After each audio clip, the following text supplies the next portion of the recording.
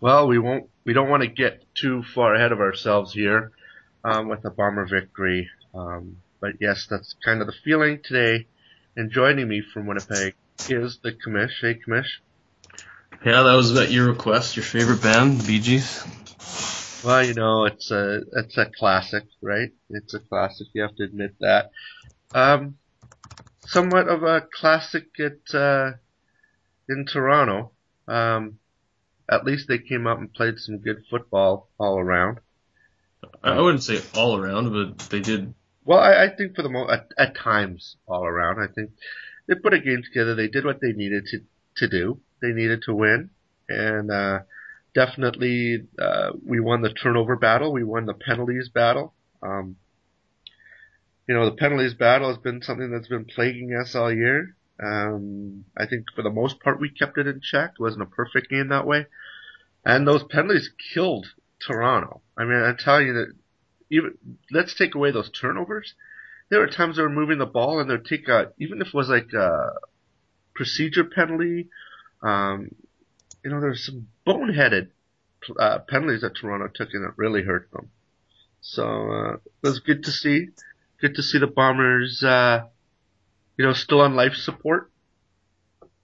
Well, it was nice to see a balanced attack, and that they used Chad Simpson and Will Ford to their advantage, and really that's what won the game for them. Simpson, that guy was killer, man. Well, yeah, because it was an old CFL shootout basically. Even though Buck wasn't really lighting it up at the air, he still had about 200 yards.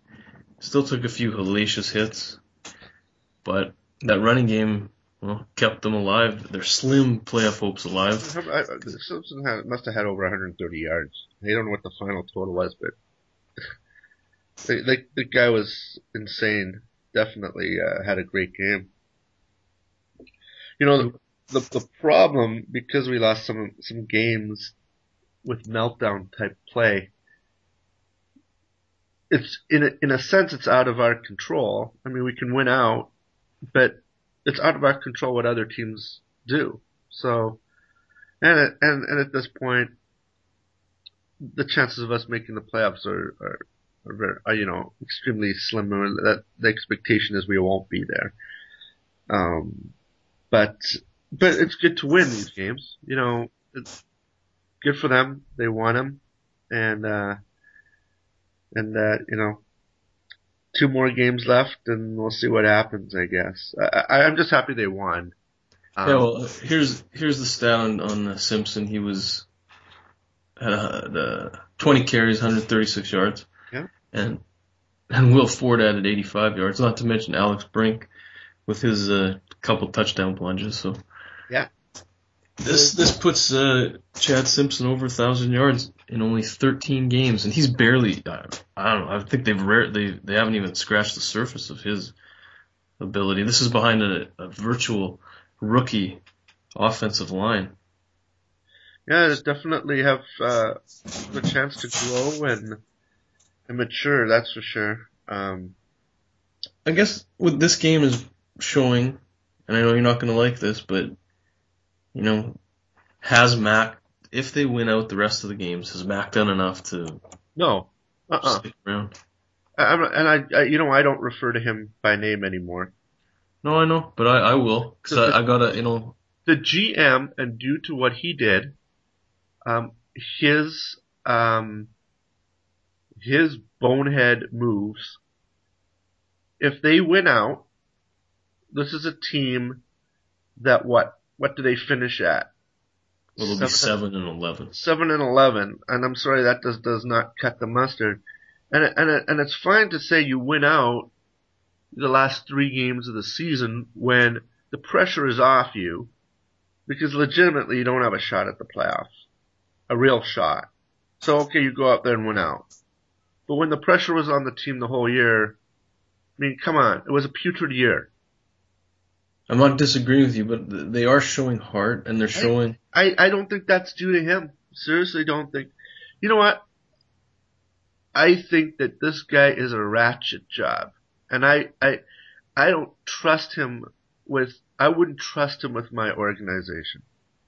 All right, he needs to go, and we need a GM who gets it. This guy, I don't, what's he gonna do next year? Like, what's his brainchild move gonna do? This guy is going to, the guy's gonna he's gonna hack the team. I just don't trust him, and maybe I'm wrong here, but the guy hasn't proven to me that he's, isn't gonna do something drastic that we sit around talking about next year and then talking about the GM having to go. I think he's proven he has to go. But what can he do that would be drastic that he hasn't already done? Last year, or the beginning of this season, is when he purged the veterans. Again, I hate to rehash it, but I mean, Doug Brown left due to retirement. They lost a little bad in a free agent sweepstake thing, but, he wanted, I think his biggest failing, he didn't come out and say, listen, this is a rebuilding year for us. We want to start young. There'll be some growing pains. He didn't come out and say that, and that's what the GM had to do. Okay, so we need a quarterback, right? I don't know if we need we need someone who could back up Buck. You got to give Buck next year. He's got to. Hopefully he can last. I mean, I just don't know what this team is seriously. I think they need more stability. I don't think the GM gives them stability. I'll be honest. Not at all. As I said, he has to go. I think we do still need a new offensive coordinator. Well, if you're on the, I don't know about the new offensive coordinator. I think the offense is turning a corner. Wow, I don't like that. As I said, defense has to be. I was sold 5 games ago, and maybe I'm digging in, but as I said, the season for me really ended. Maybe not 5 games ago. Let's say 3 games ago. That's when I was sold that this team needed something different, and good that they've won a couple games here and there. They're still inconsistent. I agree. I'm not going to change course. We have a big win. We had a big win against Toronto this week, and just when you think that the team's turning a corner, they lay an egg. So I can't really say that I have confidence them putting 2 games together because they haven't shown that this year, and they've shown when they've gone out and had a good game. They've been blown out, and then they've been blown out. You think things are down, they come with a good game. It's a very inconsistent team. This is true, but they are 3-2 in the last 5 games. Yeah, so, as I said, we'll see what happens. I agree with you. Games are very different. As I said, it would be nice to it's not like we have the BC Lions. That's the only team that that is consistent in the CFL for some reason this year. And so it's not only a plague on our house. There's the only house I really give a care about. Really, it's I caught myself almost at profanity there, but this is the Bombers are the only team I really care about in the CFL. So I couldn't care about the consistency or inconsistency of other teams. I care about the inconsistency of the Bombers, and that's due to the GM and these massive losing streaks, these massive things. The guy's got to go. Do I dislike him? Yes, and that's not going to change. Well, I will say that if I'm the board of directors or Butchko or whoever's in charge of interviewing Mac at the end of the season, my main question to him would be, is what are you gonna do to improve things for next year? Have you learned your lesson from this year? And if he can say, you know what, I made a mistake, I shouldn't have maybe cut as many vets, I should have had a better plan at quarterback, maybe he deserves to stick around. He's got an eye for talent, I'm not going to deny that. And this team has taken a while to gel. But I remember listening to Doug Brown talk about this, and I guess it's an old saying that for every rookie you have in your lineup, that's a guaranteed loss. And the Bombers have more rookies than not in their lineup, so hence their 11 losses piled up pretty quick. Well, I just don't think you give him... Okay, this is what I would do. This is just me. I bring in the GM. It's a very quick conversation. We appreciate your service to the Winnipeg Blue Bombers. Unfortunately, we've decided to go in a different direction. Good luck. Short and sweet. That's all fine and dandy, but there's another $250,000 or however much is left on the contract the Bombers are going to have to eat. They can't afford to do that. So you're gonna bring back incompetency for that. I'd say no. Well, I guess. I'm pretty hard line on this one. This is, I think it may be midway through the season is when I wanted him to be hacked like he did to somebody else. I think he deserves it. I don't think he deserves sympathy. I don't think at all. I mean, I've lost all respect for the guy, and I want him out of there. I'm just being as honest as I can say. No, he's got 2 years left. 2 years left on his contract. I think you're gonna have to deal with Mac next year. I do not want this guy to have his paws on this franchise that I care dearly about. And you know what? There's a bigger problem than paying him out. There's a problem with the fan base, okay? And you have to consider the fan base and the repercussions about the status quo.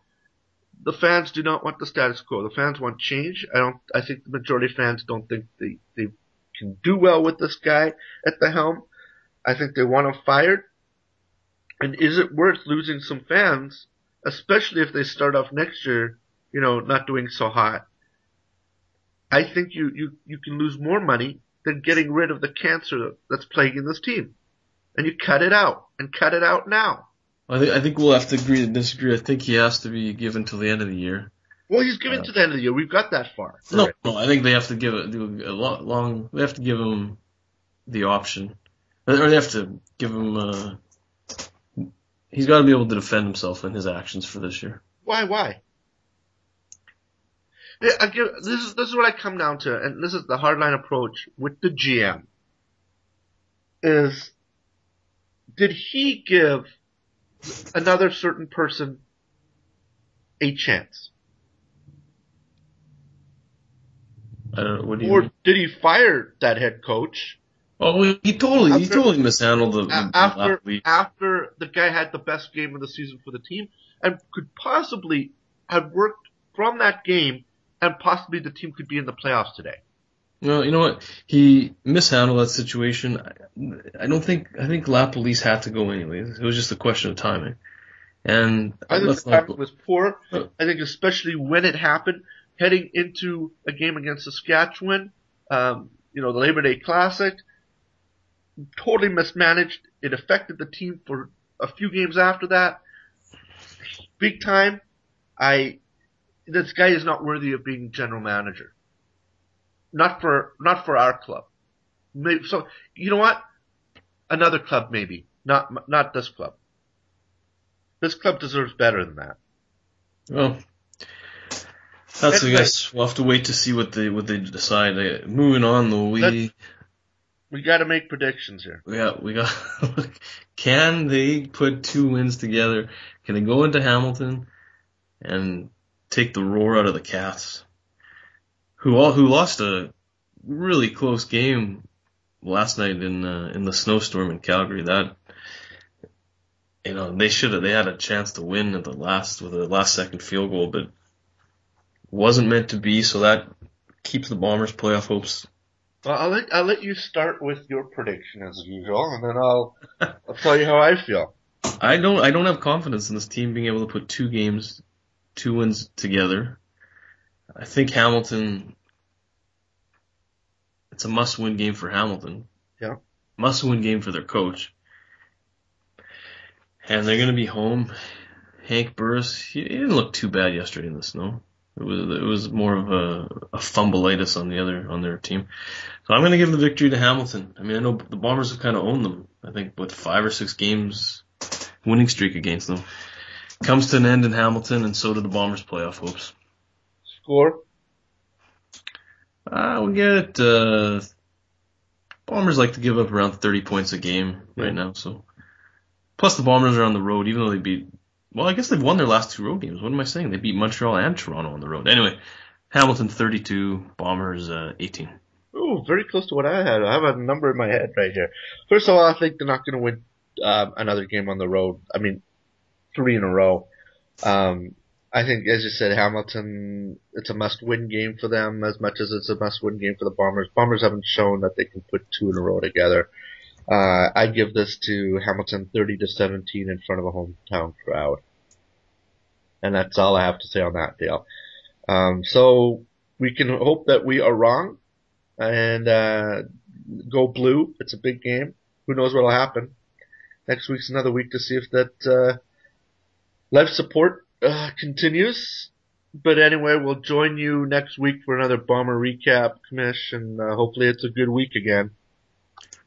Well, yeah, it would be nice to be talking about a victory, but the way that defense played, and I don't know if they'll have that. I was going to also add, I don't know if they'll have Alex Hall or Brian Turner back, but even the secondary. When you saw Ian Logan out of the game, when they had to put in Doug West at safety, that seemed to also kind of cripple that defense. So I don't know. Bombers are still a work in progress. Yeah. I will say that they do believe in each other, though. That's the one thing this team does. You gotta believe. Good. All right. We'll talk next week. Have a good one, and I believe in us.